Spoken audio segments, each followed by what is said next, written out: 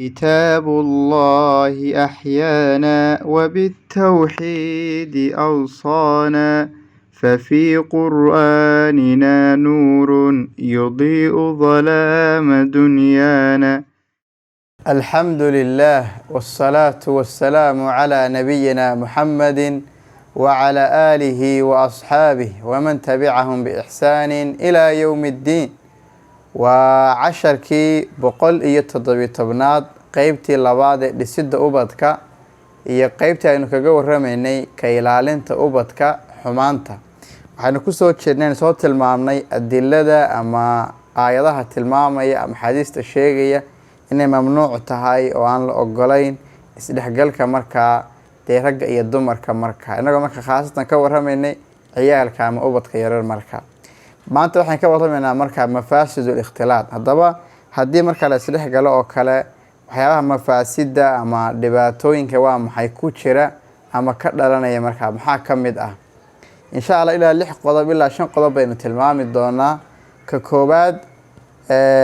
macnaha waa maxay siyaabaha ay isu dhexgali karaan rag iyo dumar waa maxay kala duwan ama waa maxay suuqi oo kala wada kulmaan ama meelaha lagu xiriiro oo kale ama waa maxay xilliyada waa maxay xaflada la qabanayo oo kale ama munaasabooyin gaar ah la qabto ama ciidaha oo kale ama waa maxay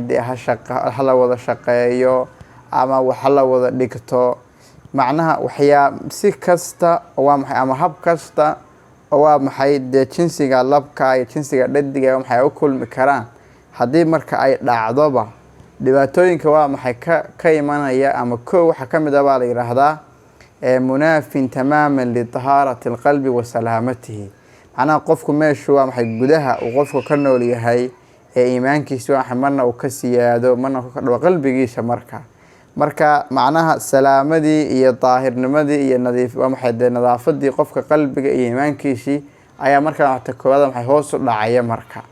taasi waxay kamid tahay dhibaatada marka ay leedahay isdhexgalkaas. laba waxa la yiraahdaa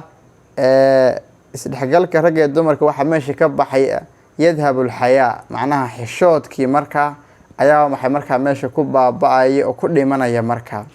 sidoo kale waa maxay qofka dumarka walibana waxa la yiraahdaa wuxuu qalbigeeda marka maxay ka saaraya oo meesha ka baxaya macnaha wixii ay haysatay shayga marka ugu qaalisana oo gabadha waxyaabaha ay haysato maxay waxa ka loo baahan yahay xayaaga iyo xishoodka marka waa maxay hadii rag ama waa maxay saa ugu dhex jirto macnaha xayaaga iyo xishoodka waa maxay ay lahayd meesha waa maxay ayaa ku dhimanaya oo ka baxaya marka. waxa ka saddexaad waxa weeye marka waxa la yiraahdaa markasta waa maxay rag ama dumarka maxay isla sii hadlaan oo kale ama isla sheekaystaan oo kale ama isla kaftamaan oo kale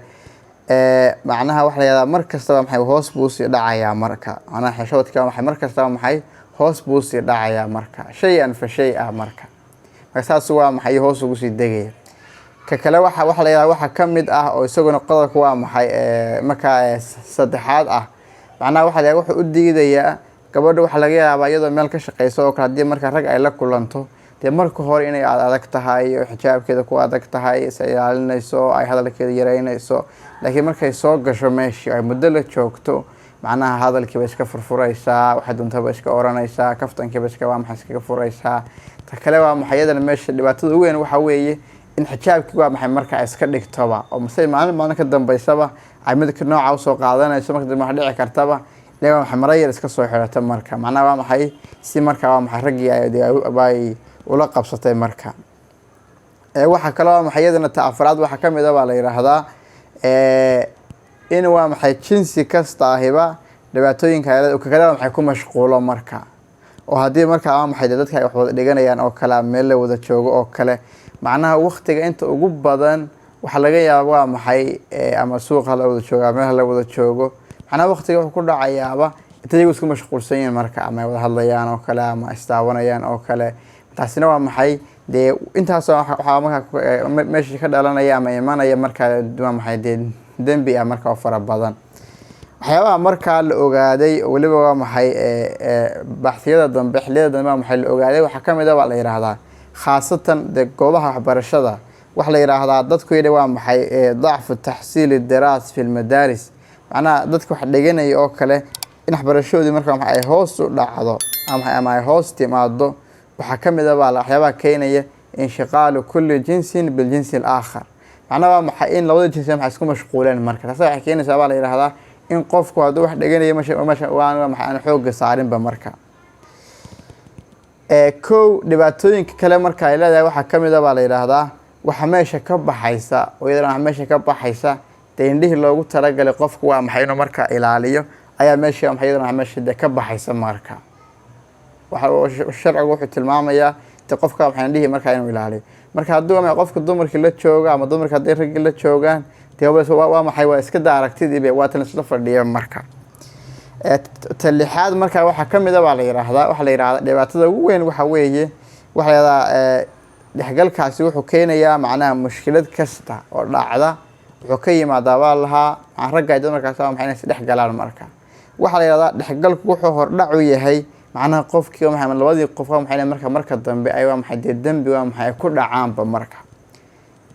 sida marka la sheego ama hadallada caanka marka la soo tabiyo iyadoo marka la tilmaamayo qaabka xumaanta u dhacda waxa la yiraahdaa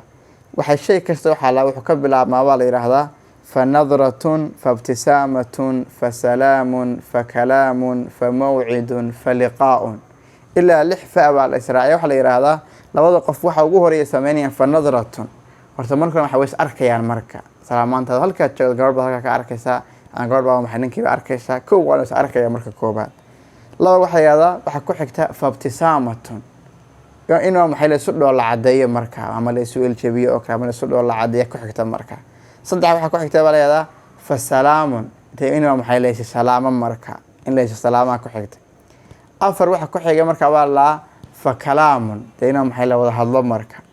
la wada hadlaya marka. shan waxa ku xigta baa la yiraahdaa fa maw'idun in waa maxay la kulmo marka waa fa maw'idun maxay marka ballan marka maxay la yeesho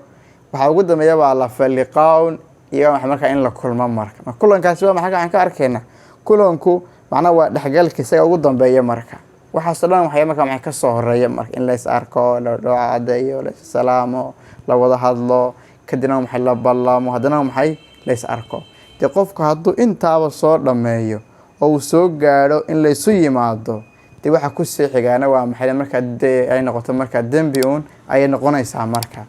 marka inahaasi waxay ka mid yihiin 6 qodob